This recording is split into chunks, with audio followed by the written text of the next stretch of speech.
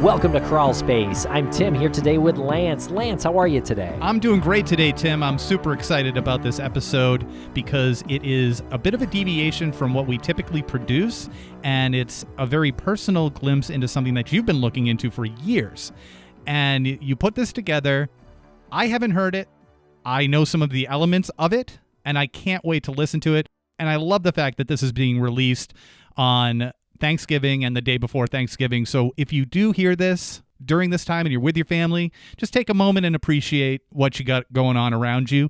This is a fantastic story. I'm going to stop talking and I'll pass it over to you now. Okay, thanks a lot. Yeah, this is kind of a holiday special, I guess. We're going to be releasing it on both of our podcasts, Crawlspace and Missing tomorrow on Thanksgiving. My great uncle Tom Pilleri is technically missing. We'll get into it in the story. I'm joined by several people in this episode. One of them is my father, Frank Pilleri. A couple other people who have helped a lot. That's Dave Nichols and Judy Knopp. You'll hear from them a little bit later. And two great voice actors, Sarah Shekels and G. Larry Butler, help lend their voices to this episode. So I'm really excited to share this. I hope everyone really enjoys it. And before we get to that, Tim, maybe we should talk about our subscription service real quick. Yeah, I think we should. If you'd like an ad-free version of Crawlspace, you can subscribe via Apple Podcasts for just $2.99 a month for the ad-free version. But if you want the ad-free version and our bonus show, you can go to crawlspace.supportingcast.fm and you can subscribe there.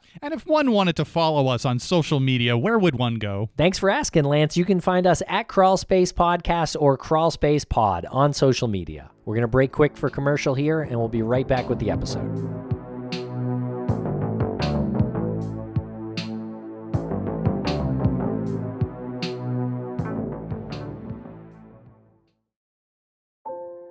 This story is unlike most that we cover on this show. And that's because this one is about my great uncle, Thomas Stephen Pilleri, a man I never met, but still feel connected to at times. Our names are only separated by one letter. He's Tom and I'm Tim, and we both share the same last name. There aren't many Pilleris out there. There are some Tom Pilleris in the Boston area who I am also related to, and they were named after the original Tom Pilleri that you're about to hear about. This is a true story about a mostly unknown American hero in my family. And I'd like to try and help change the unknown part. Tom was born on April 15th, 1922 in Cambridge, Massachusetts. He was the fourth of 7 kids that Angelina and James Pilleri had. Both of Tom's parents were born in Naples, Italy, before the turn of the century. They were married and already had 2 children before leaving Italy for America on the SS Canopic, really just days after the official end of World War I. I wondered if their decision to leave Italy was because of the war and political unrest, to keep their family safe. But I suppose if that's true, it would be darkly ironic. They were a working-class family like so many other big immigrant families living in Cambridge, Massachusetts at the time.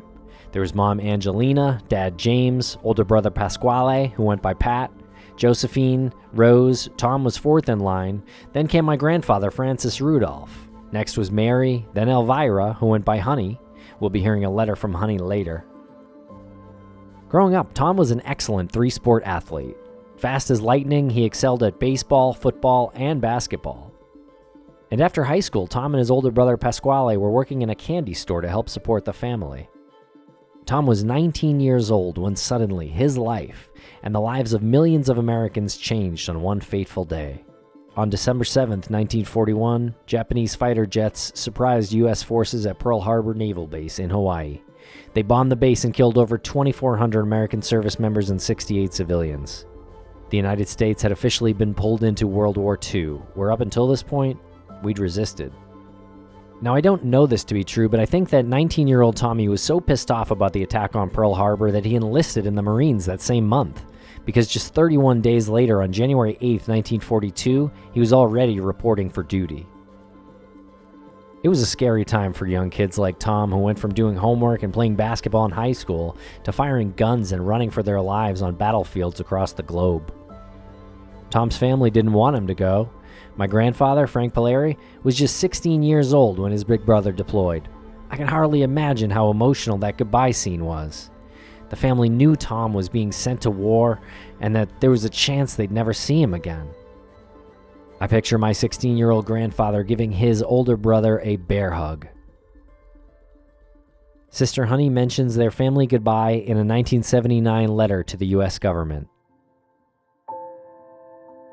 I last saw my brother January 6, 1942. Within a few days, on January 25th, I would have been 12 years old. He promised me he'd be back for my birthday, but he couldn't make it. I remember calling him and crying at the window. He blew kisses to me and Mom and waved. He yelled back, "I'll see you soon." We didn't, but he couldn't help it. It is 37 years now, and I still remember. Tom was first sent to basic training at Camp Lejeune in Jacksonville, North Carolina. And I learned from my new friend Judy, tell you about her later, that Tom took a train across the country to San Diego, California, and he eventually left on a transport ship that was a converted ocean liner nicknamed the Wacky Mac that left from San Francisco and went out right under the Golden Gate Bridge. I wondered where Tom was when he turned 20 on April 15th, 1942. Judy told me that he likely celebrated his 20th birthday in New Zealand or Australia before actually going to battle. Well, I just hope he had a good time. If when I turned 20 was any indication of what Tom was like when he turned 20, well, it would have been a good party. Tom was then sent to the Solomon Islands. The Solomon Islands are these small isles off the coast of Papua New Guinea and Australia. It looks positively beautiful in the limited photos I've seen on the internet, but I've never been. And back when Tom was there in 1942, it looked a lot different. It sounded a lot different. When I think of the Solomon Islands today, I think it sounds windy with a side of mosquito buzz. But as a podcaster, I'm always thinking about audio quality. And back in 1942, when Tom was there was also gunfire, bombs, and screams. Guadalcanal Island is where Tom ended up, and today in 2022, you can purchase Guadalcanal.com for only $6,500. It seems like the island's official site, if it has one at all. If you're a big history or World War II buff, you may have heard of the Battle of Guadalcanal. It was featured in the James Jones book and Terrence Malick film The Thin Red Line, and more recently in the TV series The Pacific, produced by Steven Spielberg and Tom Hanks. It was apparently one of the turning points in the war, and the U.S. had all of their military branches on the island during this bloody battle that went from August of 1942 to February of 43. Now, I've learned a lot about the Battle of Guadalcanal since starting this deep dive into Tom. And I understand the main objective of this tug of war over this island was an airstrip, later named Henderson Field, and it became an important launching point for the Allies during their time in the South Pacific. And while doing research about Guadalcanal at that time, I found this incredible video on YouTube. It's called USS Wasp CV-7 Burning and Sinking Very Rare Footage 1942. This aircraft carrier was sunk by 3 Japanese torpedoes on September 15, 1942, just off the coast of Guadalcanal. And I have to wonder if Tom saw it. I mean, someone filmed it sinking. There were probably hundreds of soldiers watching it sink, a bunch more jumping off the carrier, maybe swimming to the beach. I can't imagine what watching that aircraft carrier sink did to the hope of the service members on that island. And then it occurred to me, could I be watching the same thing today on YouTube from the comfort of my home office that Tom saw from that island in 1942? And then I realized, no. I know he didn't see this. Because a couple of nights earlier, on September 13th, 1942, Tom and his battalion, the 3rd Battalion, 1st Marines Division, was guarding a thruway called the Overland Trail. Down the trail led to their entire headquarters and Henderson Field, which was the airstrip mentioned earlier that was so important during the war. Tom and 5 others volunteered to protect this trail overnight. Lieutenant Joseph Terzi, Private First Class Pilleri, Mixter, Lawrence, Jabo, and McDermott were the 6 men who set up a listening post to protect the trail that night armed with Thompson submachine guns. And they must have been pretty quiet. They seemed to be expecting to see the Japanese. Major E.G. Mizuno's Kuma battalion was already a day late when they arrived that night. And this is the description that Private First Class Leo McDermott gave in Jason Abadi's book, Battle at the Overland Trail. 6 of us ran into a company of Japs. Pilleri, Mixter, Lawrence, Jabo, Joe Terzi, and myself. Heard them coming and shot hell out of some of them. They tossed about 20 or 30 grenades at us, and we withdrew to the Ilu River. We stayed in the river under an overhanging bank while the Japs beat along both banks, shooting and screaming. We stayed in the river about 3 hours, damn near froze to death. Then we climbed up the bank and stayed there till dawn. That night was the worst I've ever spent. It's only a miracle that I'm here writing this today. Mixter and Jabo came back about 4 days later. Lawrence had made it back to our lines the night the firefight started. The lieutenant and I came back the morning after. Pilleri didn't come back at all. We're leaving Tom on this island. He died there that night. We didn't find out till 4 days later. Tom was a good friend and a swell guy. That passage from Jason Abadi's book is one of the only descriptions of that night that you can find anywhere. But if you go to valor.militarytimes.com/hero/205002, you will find some more information about that night. You'll also find that Private First Class Thomas S. Pilleri was posthumously awarded the Silver Star for conspicuous gallantry and intrepidity in action in connection with operations against the enemy at Guadalcanal on the 13th and 14th of September 1942. Private First Class Pilleri was manning a machine gun for the all-volunteer Forward Element Listening Post when a Japanese battalion initiated a full-scale assault to overrun the Marine control of Henderson Field. In the ensuing heavy firefight, Private First Class Pilleri heroically remained at his station to cover the ordered withdrawal to the unit perimeter. Due to the lethal fire he provided against the enveloping enemy, the other members of the post were able to withdraw. The Japanese surge was checked, and the defensive positions were altered to maximum readiness. Private First Class Pilleri's actions ultimately cost him his life, but helped save the lives of other members of his unit and also helped the 11th Marines to repulse the Japanese attack. By his initiative, courageous actions, and complete dedication to duty, Private First Class Pilleri reflected great credit upon himself and upheld the highest traditions of the Marine Corps and the United States Naval Service. Naturally, my family was devastated when they learned of Tom's death, and there was an infinite sadness that took over the family. I can't begin to understand what that must have felt like, but I try. I actually try every day while covering missing persons on one of my podcasts called Missing. This one time, not even that long ago, after we stopped recording with a mom of a missing young woman, we thanked her, she thanked us, and turned off her Zoom, or at least she thought she did. What my friend and co-host Lance Reensterner and I saw was a woman who had kept it all in for an hour, just to speak to us about her missing child. We now saw visual evidence of how hard that was for her to do. But she delayed that pain and pushed it down for an hour because it could possibly help find her kid. When she realized she was still on the Zoom, she quickly and instinctively shut it off, almost like she was embarrassed to show us that hurt. But not after letting out what I can only describe as a groan, a sound of deep pain.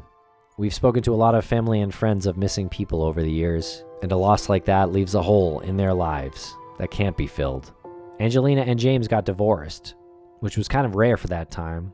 James died a few years before my father was born, so he never met his grandfather from Italy. But he had this to say. My siblings and I weren't overly close with our grandmother Angelina. The only thing we really knew is she was a good cook, and she was divorced, and she had a bunch of kids. Other than that, we didn't know that much about her. What did you hear about her divorce to James? James was, I guess he had a drinking problem. That's really the only thing that I know. Do you know, was he an alcoholic or a big drinker before Tom went missing?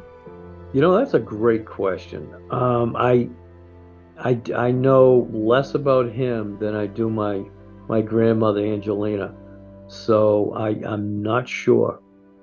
I mean, there were, a couple rumors, but don't have a lot of info about James or Angelina.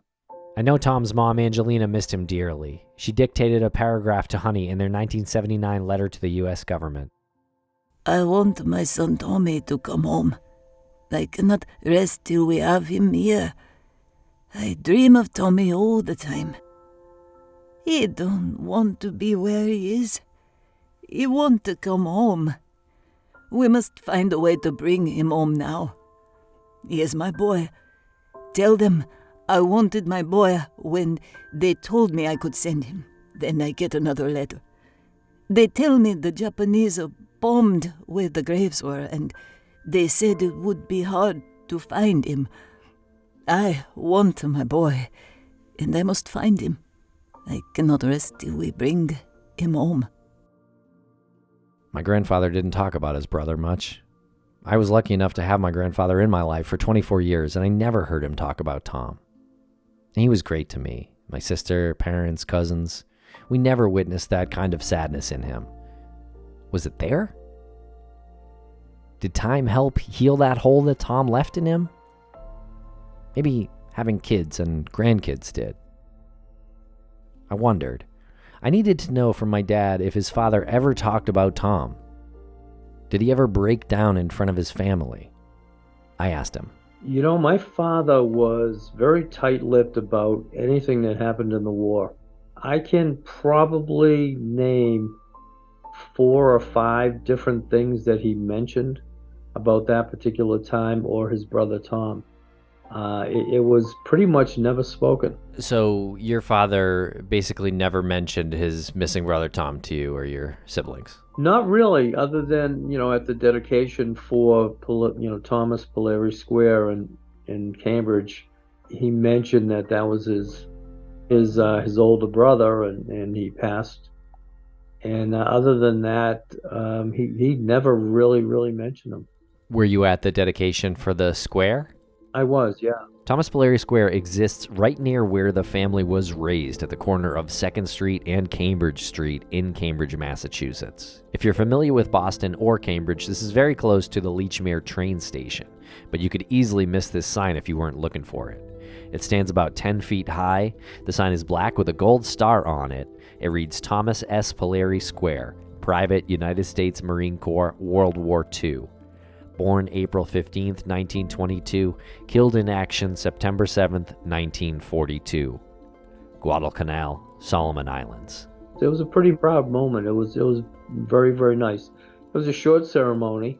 I think the mayor, I forget, maybe Senator Kennedy might have been there, or some politicians were definitely there, but I don't remember which ones. Did Papa get emotional either that time or at the dedication in the early 2000s? He got emotional at both, at least somewhat. He was, your grandfather was a pretty stoic guy. He didn't show all that much emotion, especially if it was tearful emotion. But I do think that he learned some things at the dedication. I don't know that he knew the full scope of what Tom had done to protect the rest of his platoon. You mentioned Papa's sisters. Did they ever talk about Tommy, or did you ever see the impact of his loss on them? Not so much. I do know that they still carried that loss up until I was an adult, started my own family and all. Especially the youngest sister, we called her Honey, and her name was actually Elvira, and they called her Honey. She was extremely emotional about everything. She was that type of person, and every time she talked of her brothers, she always mentioned Tom, and a tear would come to her eye. So I got more information out of my aunts than my dad, ever. And I'd always heard this rumor that my grandfather lied about his age to enlist in the service, to sort of avenge his brother Tom's death. Although I can't find documented proof, there are some hints on Ancestry.com, and I asked my dad. And my father was so distraught and ticked off, he went down and joined the Marines. But the problem was he wasn't of legal age to join the Marines or join any branch of service. So he forged his paperwork in order to go and enlist in the Marines, which is the same branch that Tom was part of. And the story that I heard was my father was so angry at the enemy that he wanted to go and avenge his death. It was almost like a Marvel DC comic movie motivation, but he forged the paperwork to make him that minimum age so that they wouldn't even question it and they would accept him. And we'll be right back after a quick word from our sponsors. Thanks to our sponsors, and now we're back to the program. So that brings us to October 3rd, 2017, when I received a Facebook message from a familiar name. Not a familiar person, but a name that was familiar because I grew up right across the street from not one, but two men named this exact same thing. And at this point in my life, I had been working on the disappearance of Maura Murray case and docu-series from Oxygen Network. In fact, it had just aired the second of its 6 parts a few days earlier. So I opened this message, and it wasn't from one of my old neighbors. It was a different guy who went by the same name. And his message was curious. He introduced himself and basically just asked me to confirm that I was who he thought I was. Because of the docu-series, we had been experiencing more emails and theories than ever before about the Maura Murray disappearance case. The online trolls in that case are notorious, and in my head I remember not replying to him for weeks, but in reality, I wrote him back in 2 minutes, which is a sign of the times, I guess, to me at least, because I'm never on Facebook Messenger anymore. So we agreed to have a phone conversation, and we spoke the next evening. He told me all about the Honor Flight Network, and he said that he wanted to fly a flag over the Capitol building in honor of my great uncle Tom. I recently spoke with Dave Nichols for this podcast, and I asked him about it. I had a flag flown, and I sent them the information about Thomas. And actually, my mother had gotten so deeply involved in this story. That's how I kind of found out about it. Thomas is her adoptive veteran and kind of a guardian angel in a way. I had it flown to send to her, so it came, folded in a triangle as it does, and with a certificate saying this flag was flown over the U.S. Capitol on such and such a date in honor of Thomas Pilleri. It's kind of a neat thing to do to honor someone. Now, before we recorded, I thought that what Dave had done for Tom about the flag getting flown over the Capitol was actually a part of his work at Honor Flight, but I was wrong. So Honor Flight, we're a national nonprofit. Our mission is to bring World War II, Korean, and Vietnam veterans from all over the country at no cost to the veteran to DC to be honored at their memorials. Our 2 co-founders had the realization that a lot of these veterans, even back then, can't travel or didn't have the means to travel and would never get to see their memorial. So we started out taking World War II veterans. The first flight was 6 Cessnas with 2 veterans on each, and they came from Ohio. And since then, we've had hubs in different parts of the country who charter a 747 and fill it. So it's gotten very big, but so that's our mission, to get as many to see their memorials that they dedicated their lives and made such a high sacrifice for. So at the end of it, all he really wanted from me was a photograph of Thomas Pilleri for his mom. And guess what? I didn't have one. So determined to find a photo of Tom, Dave wisely relied on his contacts. He put me in contact with a Katie from History Flight, not to be confused with Honor Flight. Dave and Katie met during the funeral service for a Tuskegee airman who was lost during World War II, then found and identified. And they were apparently talking about Tom Pilleri, which led him to put me in contact with Katie. Katie then put me in touch with U.S. Marine Corps headquarters in Quantico, Virginia, specifically the Prisoner of War Missing in Action office. I was also put in touch with someone from the DNA Family Outreach Program, and for the first time I wondered, hey, what are the chances Tom could actually be recovered? They asked for my DNA, and I told them of course I'll send it in. What if? How wild would that be? But unfortunately, as I know all too well being in the true crime space, sometimes DNA results take forever. Things are getting better though. Just check out DNAsolves.com for evidence of that. So after I sent my DNA to the government to hopefully try and make a match, the government actually sent me Tom's entire military records, which includes that letter from Honey and my great-grandmother, as well as one very faint photocopy of a photograph of Tom. And you can barely make him out. But if this photocopy exists, then there's gotta be a real copy somewhere, right? I think this is probably a good time to play the entire letter from my great-aunt Honey and my great-grandmother Angelina. To call the moment I read this letter emotional is probably an understatement. It was surreal reading the words from my great-aunt and great-grandmother. They were desperate to try to locate Tom to bring him back to Cambridge, Mass. And this letter from Honey and Angelina is actually the epilogue in a book called Leaving Mac Behind, The Lost Marines of Guadalcanal by Jeffrey Rocker. July 17th, 1979. Dear General, Sir, I am writing this letter to you today in the hopes you may be able to help us. First of all, I am writing for myself. My feelings are very deep and very concerning. I am worried about my mom. Her health is declining. She is, or rather will be, 83 years old, August 6th, 79. She is a Gold Star mother and was dependent on my brother Tommy, as there were still 4 of us whom he supported, plus Mom made 5. I last saw my brother January 6th, 1942. Within a few days, on January 25th, I would have been 12 years old. He promised me he'd be back for my birthday, but he couldn't make it. I remember calling him and crying at the window. He blew kisses to me and Mom and waved. He yelled back, "I'll see you soon." We didn't, but he couldn't help it. It is 37 years now, and I still remember. Oh, yes, he did come back once and was called back and his leave was canceled. He left us again, but this time, he never came back.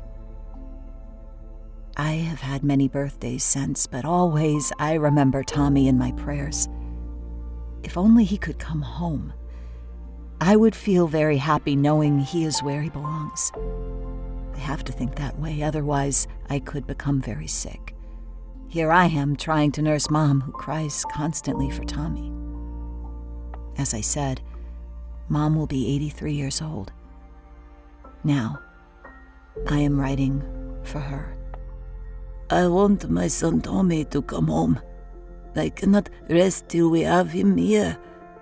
I dream of Tommy all the time. He don't want to be where he is. He want to come home. We must find a way to bring him home now. He is my boy. Tell them I wanted my boy when they told me I could send him. Then I get another letter. They tell me the Japanese are bombed where the graves were, and they said it would be hard to find him. I want my boy, and I must find him. I cannot rest till we bring him home. My sisters 4 and brothers 3, those of us, the total 7 plus me and Tommy was 8.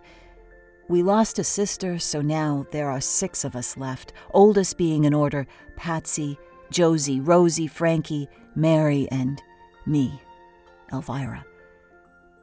We all agree to be able to give Mom peace of mind to do what we can to bring Tommy home.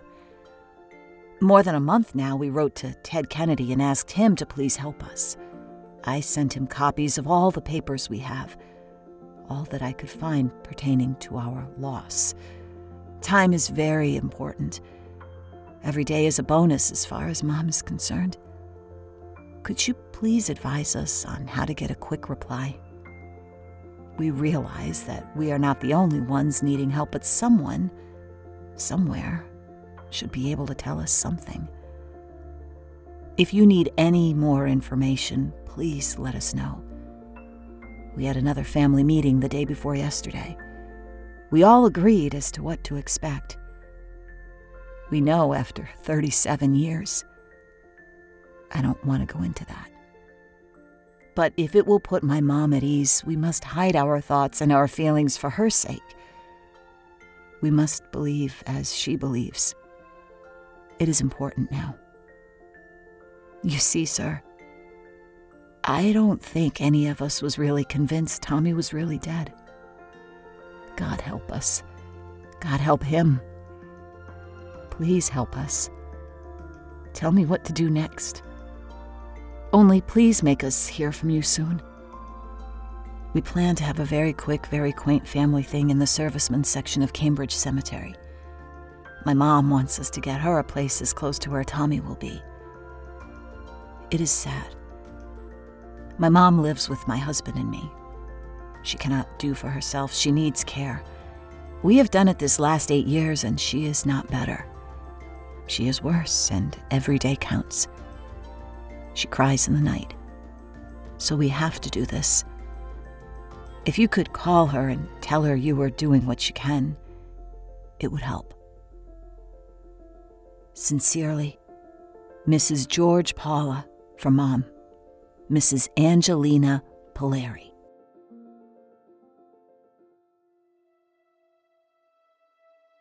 I was shocked to read that they still weren't sure if Tom was alive or not. I think deep down they probably knew he wasn't, but they were still holding out hope. To hear how badly they wanted him to be buried in Cambridge is simply remarkable to me. I mean, that letter was sent 37 years after Tommy's disappearance. Angelina was getting old and she passed away a few years later. She never saw Tom again after he left in 1942. And it's clear that the family never found closure. The government sent recovery missions in 1947 and 1949 to try and find Tom, as well as other missing soldiers and Marines. To my knowledge, they weren't successful in locating him, and I'm reading from his official file now. This one is dated May 23, 1947.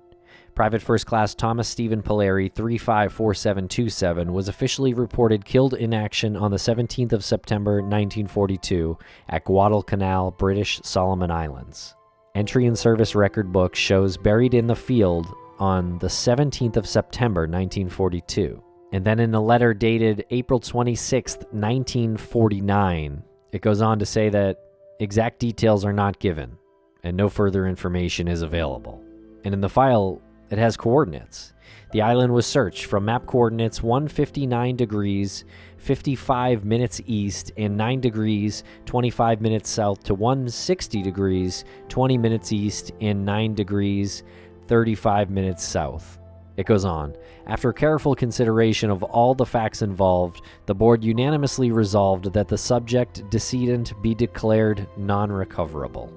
And then there's another letter I have from the 19th of September in 1949 that again says the remains of the subject have been declared non-recoverable by special boards convened in the field and in the office of the Quartermaster General.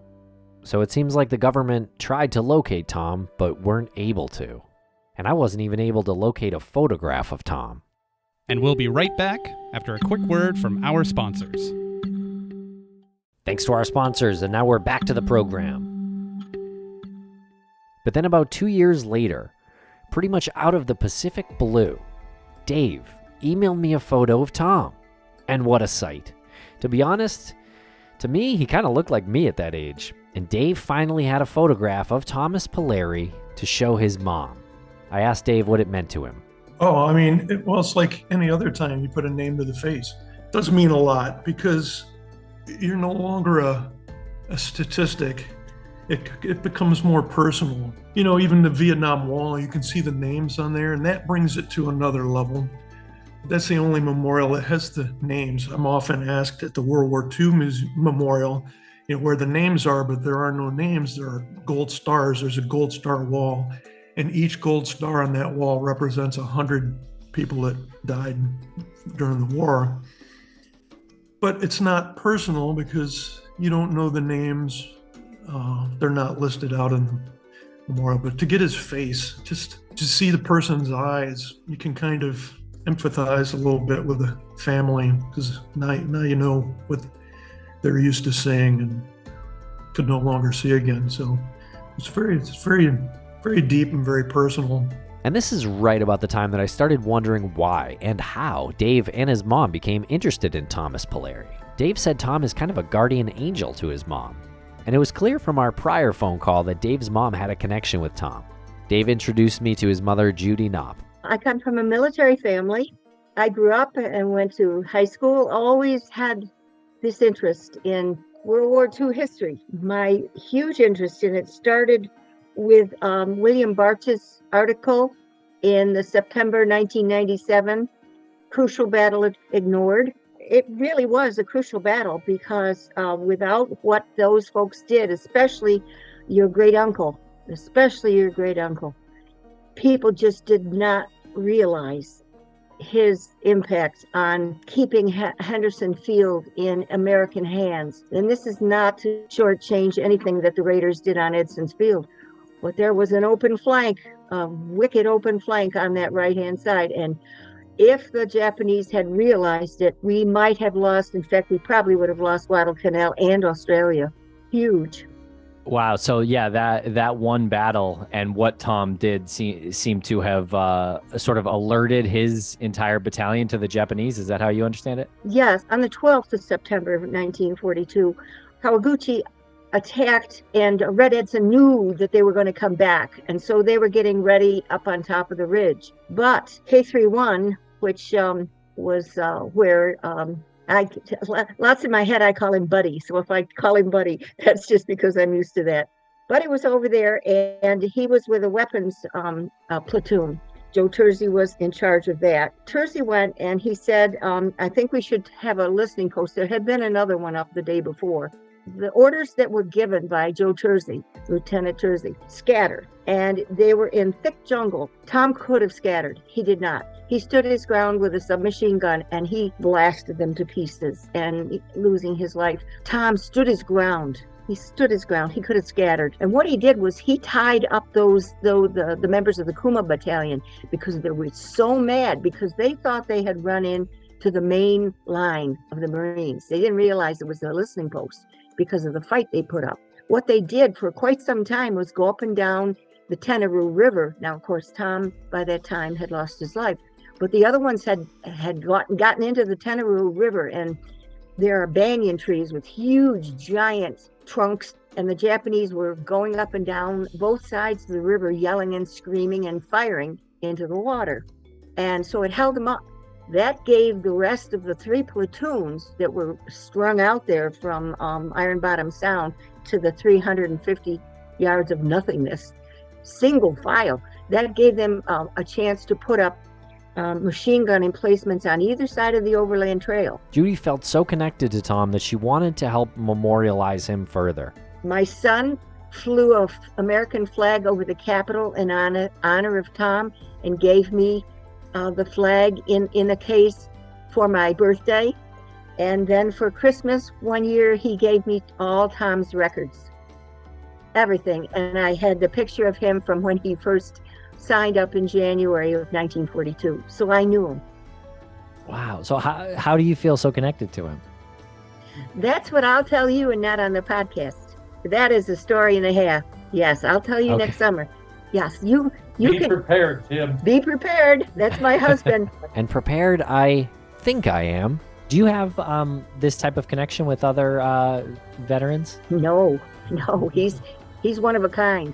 I'll tell you, and you can find that out why. Judy and Dave want to come up to Boston to see Pilleri Square and to meet with us. I can't wait. When I got all the letters that your great-grandmother had written, and the heartache, and I think she really died of a broken heart, and she just wouldn't accept that he was gone because she had no body. And I wondered if Judy thought there was any chance to locate Tom after all these years. They said he's unrecoverable, but you know what I said? I said, Angelina, I'm going to give it a shot. If I can find all this stuff, maybe I can find where he's at. And I think I know. I looked at all the reports in 46 and 49, where they went over there. A lot of that deep jungle has been cut down. It's farms. Now, Tom was found and buried in the field. There was a sketch of the grave, but all that's been lost. But they went in Point Cruz. That's not the right location where this place was. So they're looking in the wrong place. They found some people and they found their families. It's a long, laborious process. But I would just like, before I leave this earth, I'd just like to see him returned home. That's all. You and me both, Judy. I know enough by now, after covering dozens of missing persons cases, that I've got to hold out hope. And I do. I just imagine being part of the process of bringing Thomas back to Cambridge, and I'd get emotional. I think about the pain that Angelina and Honey felt, and how good it would feel to help. Even though everyone who knew Tom has passed away, would it count as closure? I don't know. Is there any such thing? Knowing that Dave's mom has a photo of Tom is some form of emotional closure, I have to admit. Hearing about their connection makes me happy. Tom did make a difference, and he continues to today. Then, as I was talking to my dad about producing this very episode, he found some unlabeled high 8 tapes that he decided to get digitized. And guess what was on it? The ceremony for the Silver Star for Tom Pilleri back in 2000. I have some vague memories of being there back then, and I asked my father what he remembered. Boy, I'll tell you, I was absolutely floored by the amount of accolades and the newspaper articles. Thomas Pilleri was an absolute hero. And were those stories that you had heard before that? No. The only thing I knew was that in Cambridge, near Lechmere Station, across the street from Lechmere Station, was Thomas Pilleri Square. That's the only thing I knew about Thomas. And I thought, well, you know, he probably did some pretty good things in the war. I had no idea when everything came to light at that dedication and when he was given a medal at that ceremony. We had no idea that, well, I think your papa and my dad probably knew some of it, but I don't even think they knew all of it. Remember the passage from the book read earlier by my friend, voice actor Larry Butler? Well, my grandfather located Leo McDermott, and they corresponded back and forth. And Leo's letter to my grandfather was read at this dedication. The audio's okay. There is a little bit of a hum, though, so I will take over reading at some point. This letter was written in 1997 to Corporal Pilleri's brother, Frank. Frank had been seeking information regarding this battle, which I can honestly say went pretty much overlooked by our historians. Leo wrote to Frank, "My name is Leo McDermott. I just finished reading in the Old Green News your questions about your brother Tom. Tom and I met sometime in February of 1942 when the 1st Marine Division was being formed. We were assigned to the weapons platoon of K Company, 3rd Marine Battalion." Tom was a gunner in the machine gun section. I was an assistant gunner, an air-cool 30 caliber machine gun. We became good friends immediately, and I considered Tom as my best buddy. We were close. This is what happened the night Tom died. K Company sat up on the western edge of the large field, barbed wire strung about 50 to 75 yards to our front. Listening posts were sent out each evening inside the barbed wire. One night, a squad from one of the rifle platoons came back and said they heard the Japanese. Our platoon leaders, Lieutenant Joe Terzi, said he would take an all-volunteer listening post group out the next evening. 5 of us went out with Lieutenant Terzi, Lawrence, Jabo, Mixter, Tom, and me. We did not stay inside the wire. We set up about 100 yards outside the wire. Sometime during the night, we heard a clanking noise. Then we could see the Japanese all lined against the sky. They were between us and our lines. Our listening post became an ambush post as we opened fire on the Japanese. All hell broke loose and our listening post became every man for himself. We had ambushed a Japanese battalion getting ready to assault our line. Lieutenant Terzi and I wound up in a creek behind us and spent all night in water up to our necks. We managed to make it back to our line the next morning. One man made it back that night, Lawrence. Mixter didn't return for 4 days. Jabo was picked up by I Company and made it to Walk Point. Tom was the only one who didn't make it. This all happened on the night of September 13th. Lieutenant Tersey and I were sent to a field hospital with our wounds, and when I came back to the company, they told me that Tom had been found on the 17th of September. I believe I'm the sole survivor of that lookout post. Tersey was KIA'd on Cape Gloucester. Again, I was by his side. Mixter was killed in action on Guam. Tom died a hero, Francis, because the firefight alerted K Company to a sure victory for the Japanese against Henderson Field. Sincerely, Leo McDermott, December 5th. And this next letter was written to my great-grandmother Angelina, and it was written by Lieutenant Joe Tersey, who was also with Tom the night he died. Dated April 23, 1943. Dear Mrs. Pilleri, I will do my best to tell you all I know about Tom. There comes a time in our mere mortal lives when words become hollow, meaningless sounds, incapable of expressing our true feelings. Such is the case now. I'm not writing this, not for myself, but for all of Tom's buddies and officers, all who knew him, had nothing but admiration for his fearlessness and for those qualities which made him a man in the fullest sense of the word. I could go on and enumerating his splendid attributes, but I know that you, his mother, need not be told what a good boy he was. We, his comrades in arms, can do little more than offer our most heartfelt condolences. I personally feel satisfied that Tom is in a better place than this world of turmoil and strife. Tom often confided in me, and his prime consideration was for you, his mother. He would be unhappy if he knew you were mourning, so please remember that, and bear your sorrow with courage and pride for so gallant a son, and someday in the hereafter you will be united in the blissful realms of heaven. Tom, though he went quickly and didn't suffer, died, and buried a hero in the eyes of his commanding officer and fellow Marines. His memory will live with us forever, and we shall never forget him in our prayers. Again, let me offer our sincere condolences. May God bless you both. Keep your faith forever. Yours in sympathy, Joseph A. Tersey. P.S. If the occasion should present itself, you can rest assured that I will pay you a visit at your home. Tom was one of my best men, and you may well feel proud of his heroic death. Regrettably, Lieutenant Tersey was killed in action at Cape Gloucester shortly after writing this.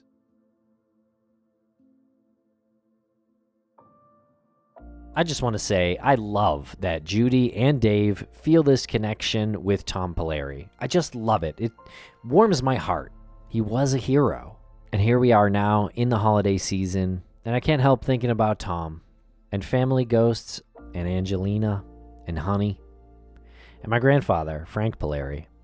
I don't exactly know what Judy's connection is with Tom and my family, but I can wait in finding out. I know that.